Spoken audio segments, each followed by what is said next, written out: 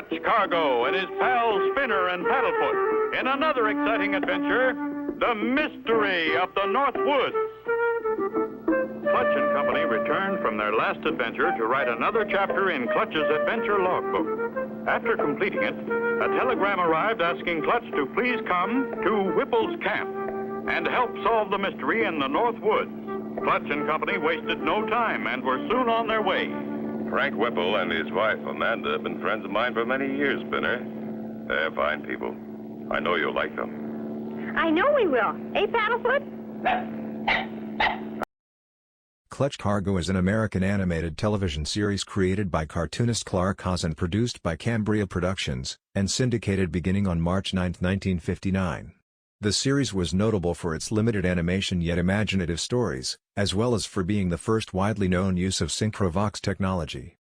The series' stories centered on adventurer Clutch Cargo, who was sent around the world on dangerous assignments. Accompanying him on the assignments were his young ward Spinner and his pet dachshund Paddlefoot. Live-action footage of a 1929 Bellanca C-27 was used. Series creator Clark Haas was previously a jet pilot. Episodes were produced and serialized in 5 5-minute chapters each. The first 4 chapters ended in cliffhangers, with the 5th chapter concluding the adventure. Haas explained that the show was formatted this way so that the stations can run one a day on weekdays, then recap the whole for a half-hour Saturday show. The show was the first to use the Synchro-vox optical printing system because of budgetary limitations and the pressure to create animation within a tight time frame. Synchro-vox was invented by Edwin Gillette, television cameraman and partner in Cambria Studios, as a means of superimposing real human mouths on the faces of animals for the popular talking animal commercials of the 1950s. Clutch Cargo employed the Synchro-vox technique by superimposing live-action human lips over limited motion animation or even motionless animation cells. To further cut costs, Gillette and special effects man Scotty Tomini supplemented Synchro-vox with other tricks to save time and money. Haas explained, "We are not making animated cartoons. We are photographing motorized movement and, the biggest trick of all, combining it with live action, footage that Disney does for $250,000 we do for $18,000. Gillette and Tomini simulated action in the real-time movement either with the camera or within the cell itself.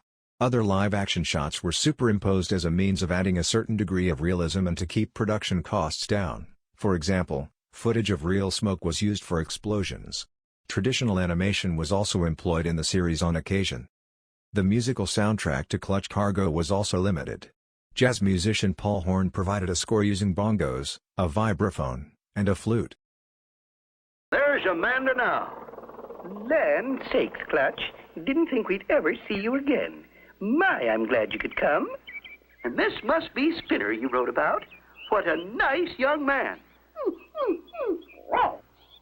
And your nice dog, Paddlefoot. Land of Goshen, you must be hungry. Come on in. Thanks, Amanda, but we've eaten. I'd like to look around a bit. Why not take the train? She's got up steam. There she is, Clutch. All yours to run.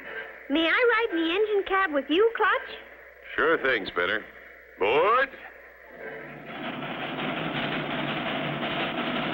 As I remember, there's a high train bridge we cross. Yep, here it is.